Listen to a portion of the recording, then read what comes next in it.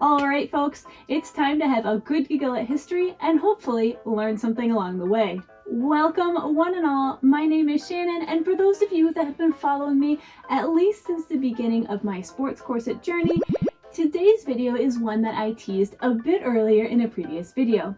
And if you are new here, please consider subscribing to join the little community that I'm building here. I spent a long time researching athletic and sports corsets, and that research took me on a whirlwind tour of many primary sources of the latter part of the 19th century. For those of you who have done some research of your own, or even just casually flipped through some of the publications of the time, you'll know that they are full of fascinating and often amusing articles and advertisements. And today I'm here to bring you a roundup of some of the fun facts that I discovered while trying, and occasionally failing, to stay focused and on track while researching the sports corset.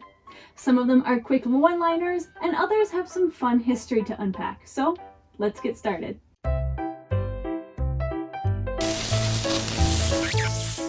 I found this corset ad most amusing. You must admit their publicist did a great job because this ad certainly catches the eye, and I just had to do a bit more digging into the Electric Corset.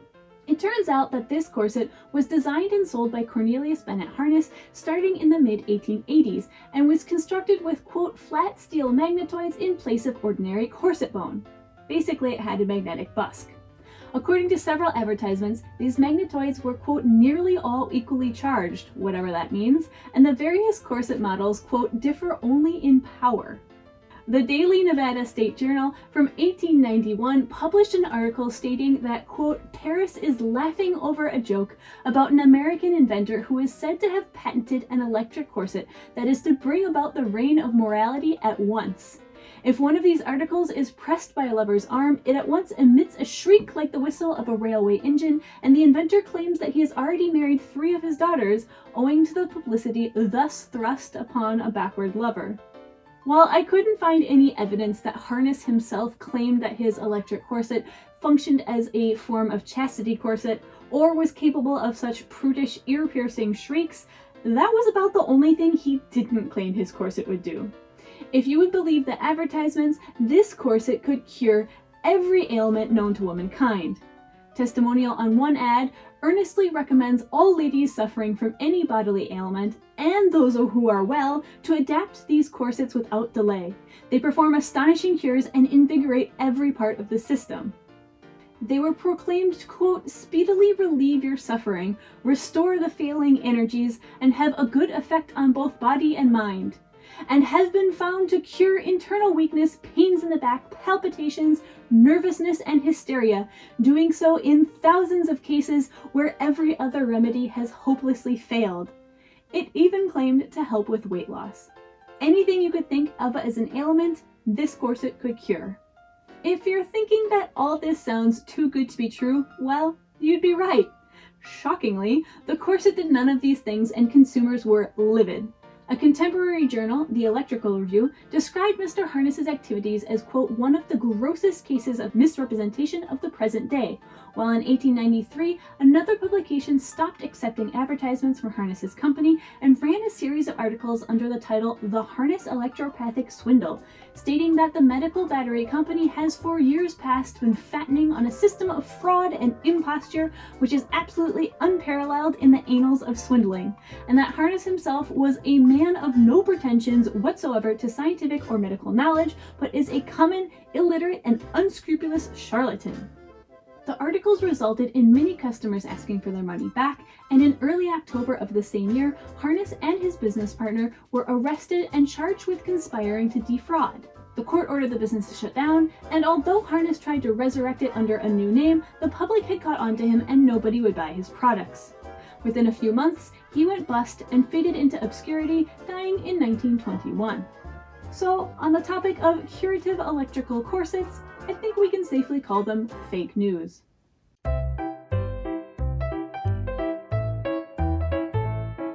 This is a scandal involving the original Invisible Woman of intimate apparel advertising.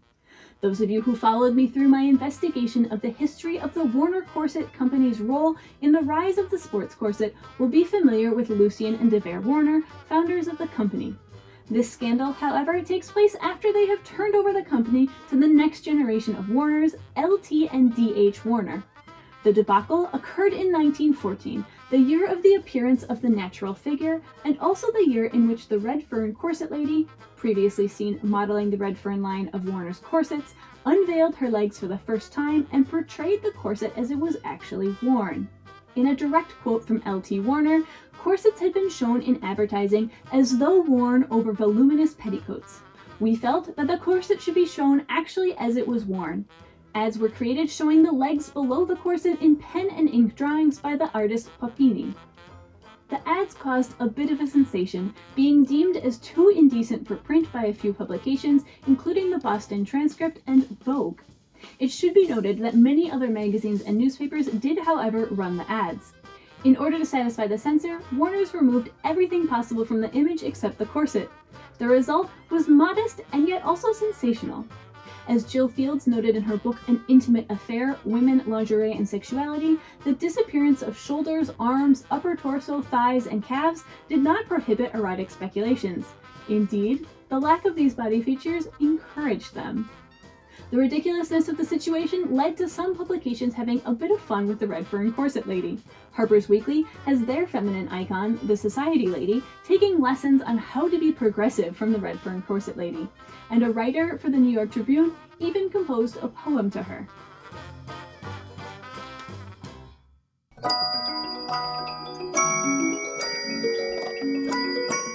This fun tidbit began as a throwaway sentence in a book about the history of the Warner Corset Company and turned into the longest wild goose chase through the annals of history that I've done to date.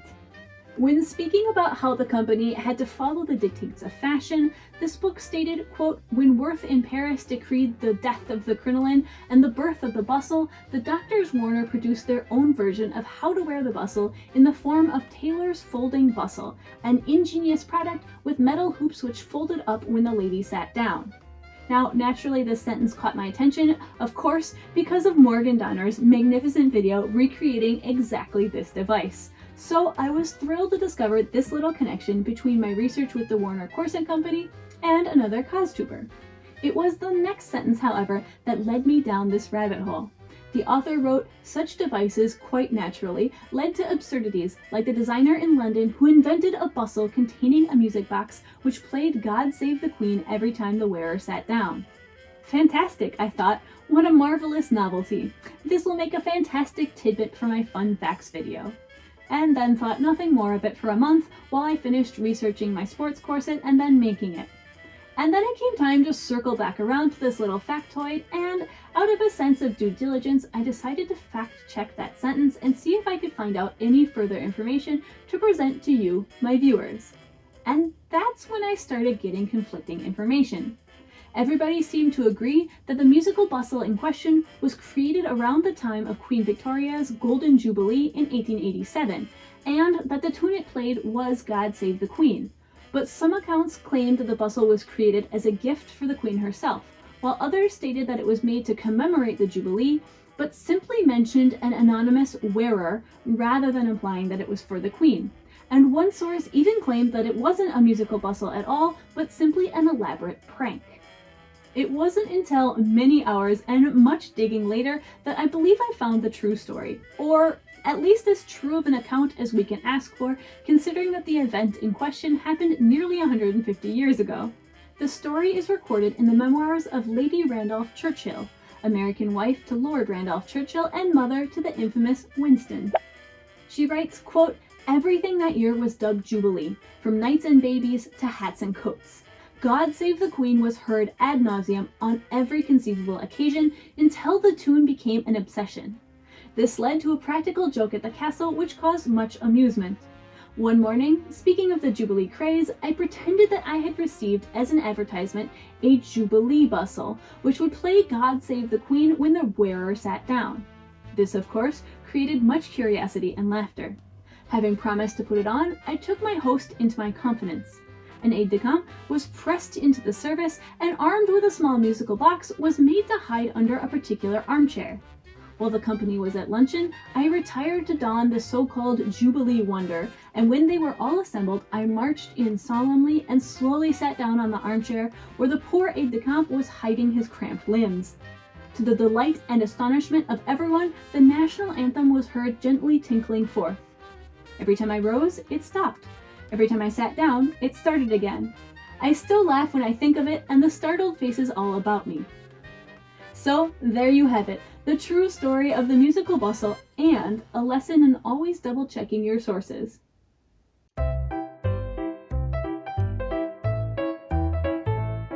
First up in this category, we have the cheekiest of cycling ladies in an image I found in an 1897 edition of Harper's Bazaar.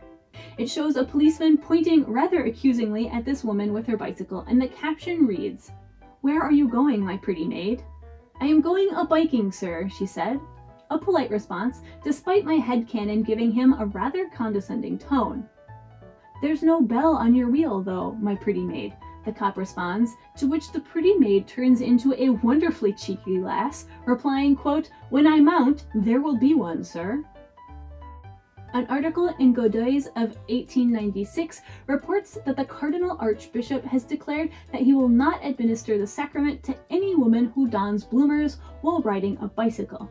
10 points to the magazine for pointing out that once a woman becomes emancipated, quote, "neither the fulminations of the church nor the ridicule of the public has any effect upon her." 5 points deducted for then continuing to point out that while bloomers are neither immoral nor indecent, they are, quote, "so monstrously ugly that any woman who has a regard for her good looks will refuse to wear them." The article continues to point out that the tight corset and long skirt are indeed hampering for the activity of bicycling, but it would seem that some style of costume might be invented which was comfortable and at the same time womanly and becoming. While we're on the topic of clergymen objecting to the women on bicycles, this article from July 1891 pokes fun at the local Bishop Cox, who apparently was rather vocal on his objection to women riding bicycles, pointing out that, quote, "the bishop does not appear to understand that the bicycle is not equipped with a side saddle, and that riding astride is the only way to promulgate this interesting vehicle." The article then goes on to state that bicycles are provided with seats, much like a chair, and that if the good bishop thinks that women straddle a bicycle as men do theirs, he should request some fair Buffalonian to explain to him the difference. I just love the sass. While bicycle fever is a term used by publications of the time to describe the cycling craze that swept the nation and indeed the world in the mid-1890s, it was not in fact an actual diagnosed illness. And while many doctors recommended cycling as a healthy exercise, there were also some doctors who started diagnosing a series of bicycle-related maladies, all of which blamed overly vigorous or frequent cycling as the source of the injury.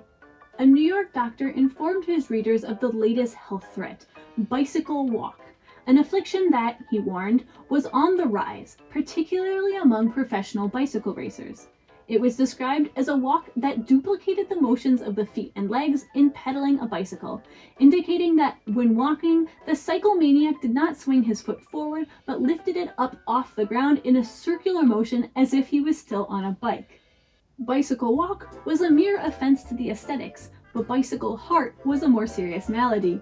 According to a Dr. Petit, the overstrain from riding against headwinds, up large hills, or becoming excessively fatigued in general would injure the heart. Apparently others called shenanigans on this theory, suggesting that Petit's bicycle heart was simply another name for the enlargement that had long been known as athlete's heart. Many famous professional cyclists had been afflicted, but, quote, "none seemed to be the worse for it." We also see bicycle hands, bicycle wrists, bicycle gums, and bicycle face, but my personal favorite from the list of absolutely ridiculous afflictions is bicycle hump, which was first diagnosed in the British Isles, where it is lamented that, quote, "dorsal curvature posteriorly, which used to be uncommon in boys under 14, was more frequently met with than in previous years." According to the physicians, bicycle hump was caused by scorching, or the practice of pedaling so fast as to leave all other bikers in your company behind. By lowering the handlebars and raising the seat, the scorcher could reduce wind resistance and increase the efficiency of his legs. but which also had the result of giving said cyclist very strange posture, as described in this quatrain. He spun upon his waiting wheel, his vertebrae thrust out of joint, and onward pedaled looking like a great interrogation point. The malady is alternatively described as a curvature that caused young men to look as if they were the victims of stomach cramps, and sometimes the consequences were terrible to the extreme. The Milwaukee Telegraph reported on the young Iowa couple who hunched over their handlebars so much that they were rewarded with an infant with the posture of a drawn bow. The affliction was given enough attention that a cyclist on Staten Island formed the Westfield Non-Scorching Sit-Erect Bicycle Club. The Boston Daily Globe reported in May of 1896 that 50 people had formed the club, and that, quote, the members of the club are prominent in the affairs of Staten Island, and are pledged to work a reformation in the style of bicycle riding, inasmuch as none of them will be guilty of cultivating a camel hump on their back, and neither will they whirl through the street at breakneck speed. Falling off an ordinary could mean significant injury, and deaths were common enough that some cities, such as Rochester, New York, actually had a cyclists section of the obituary paper in their local newspaper.